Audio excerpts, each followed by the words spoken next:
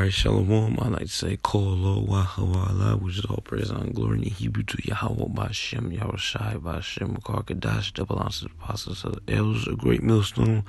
Blessings God to the elect, you sisters in the Israelite foreigners that's waking up as doing earnest truth. Got a quick article. It says how BRICS and 41 nations might soon halt U.S. dominance, U.S. dollar dominance.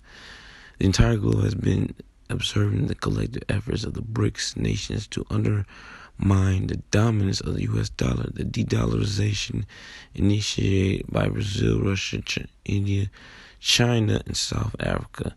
BRICS has gained traction. Numerous other countries express their support for the endeavor. The alliance hopes to establish a new global BRICS currency in the near future, which is July of this summer. Some commentators have raised the concerns about how de-dollarization could impact the quality of life in the United States.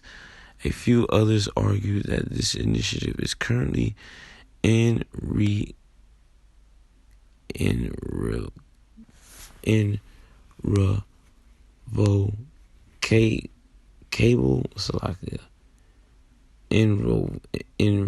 irrevocable. In a recent interview, Matthew Piepenburg of Matterhorn Asset Management discussed the potential decline of the U.S. dollar. Piepenburg emphasized that significant global economic powers are actively working to move away from the dominance of the U.S. dollar. This is being done aimed at diminishing its supremacy and is due to the shift to the continuously rising interest rates in the U.S. He said that BRICS nations like China and Russia have been taking steps to reduce their reliance on the dollar. One of these steps is adopting an alternate settlement system. Matterhorn Asset Management Commercial Director further added, so when that dollar gets higher because of powwow is raising rates that becomes more numerous and painful for the rest of the world. They begin to break ranks. Asia in general, China and Russia in particular are very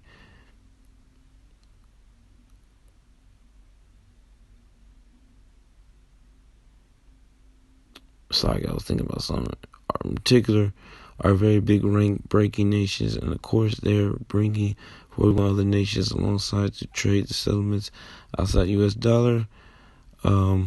According to reports, significantly number of countries, including Saudi Arabia, Ireland, which Saudi Arabia was one of U.S. allies with the oil, and which U.S. lost them.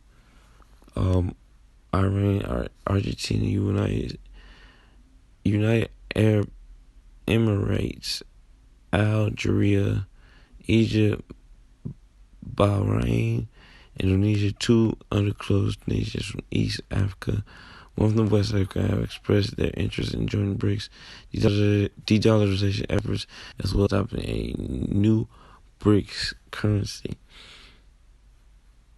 Is this payback time for the U.S.? Well, that's the main thing on the article, man. The main thing I want to point out, because I ain't going to read the whole thing, that these other nations, man, they backing away from the U.S. dollar, which means the U.S. is going to lose. It's going to take a very crucial blow on the economy, all right, as far as it being a first world country. It won't be a first world country no more, all right, and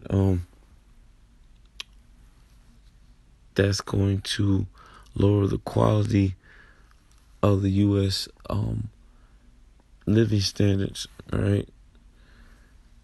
This won't be the richest nation in the world no more, because for so long, Babylon the Great was able to get these other nations to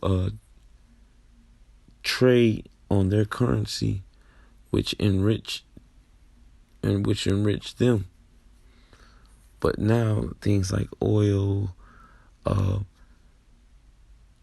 trading merchandise and all that stuff is not going to be ran through the U.S. dollar, as far as buying, trading, and selling, which that right there is very vital towards keeping this country number one. So now that these other nations are backing away from the dollar, U.S. is going to get desperate, man. And these other nations, all right, they're fulfilling the scriptures. Everything's planned is coming into play, all right?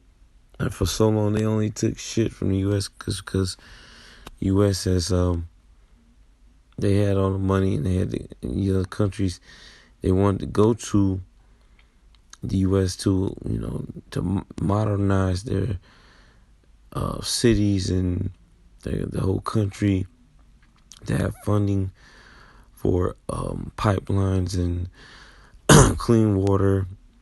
Like I said, more moderate, having technology, for their people. All right, but they seeing the corruption and the evil, the scheming behind the U.S. Far as the U.S. lending them money and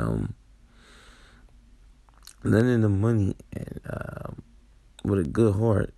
All right, the U.S. coming to them with that type of attitude, but really they have a knife behind their hands, just waiting to stab these other countries in the back, and they're finding that out. And so it ain't nothing but scriptures being fulfilled, man.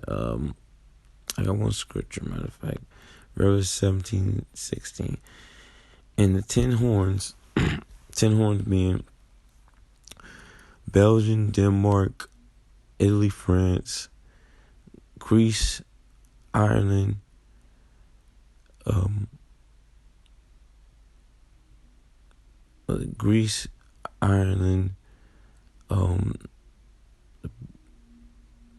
England,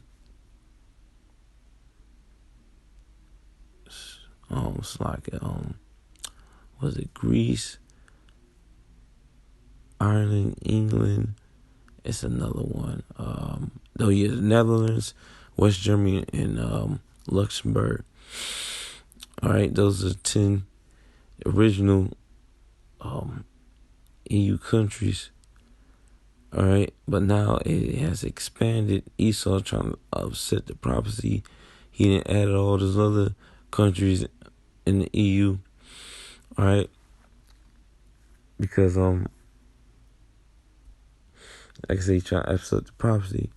So all these other nations are including the EU. All right, but it don't matter if he did that. So because the other nations hated this place anyway. All right, and them becoming part of Esau's system. All right, they're gonna turn their back on Esau basically, and this bitch America, and that's the whore. I'm about to read it again. And the 10 horns, which those countries, them 10 countries I just named, which thou sawest upon the beast, these shall hate the whore being America, because America has gotten bad with these other countries as far as selling this dream, this pipe dream or whatnot, and spreading their philosophy and way of life on them, and shall make her desolate and naked, and shall eat her flesh and burn her with fire. Those nuclear missiles. All nations are going to shoot missiles on those countries. It's a reason why these nations have made those missiles. All right, they ain't been made for no fucking reason. You know how much money it takes to build the missiles. They tend on using them shits, man. They ain't gonna put them motherfuckers in a museum somewhere. They're gonna use them. They just waiting on the Lord to give them the green light. All right, and once that happens, man, it's game over, man.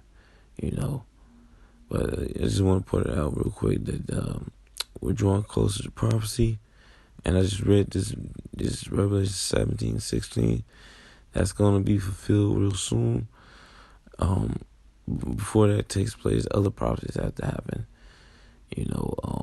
Some of the prophecies are somewhat chronological order. For the most part, it's not. But he's seen his income, and he's seen his income. Ain't too much more he can do now. So we just waiting on things to play out. We're on autopilot now. When Brothers First Came is true. It's pretty much, you're going through the motions, getting tried. The Lord's trying you, purging out all that old man. When he first comes true, the Lord got to do a lot of purging. So you just dealing with your emotions first.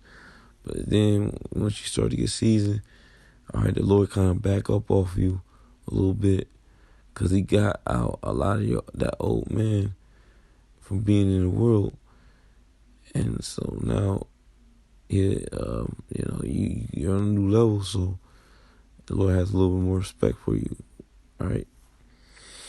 But yeah, man, it's prophecy happening. Keep the eyes peeled, and we're at the end of the show. With that, we're going to press on glory. God, watch him, Apostle El's great millstone, bless God, the life uses, it's life, Shalom.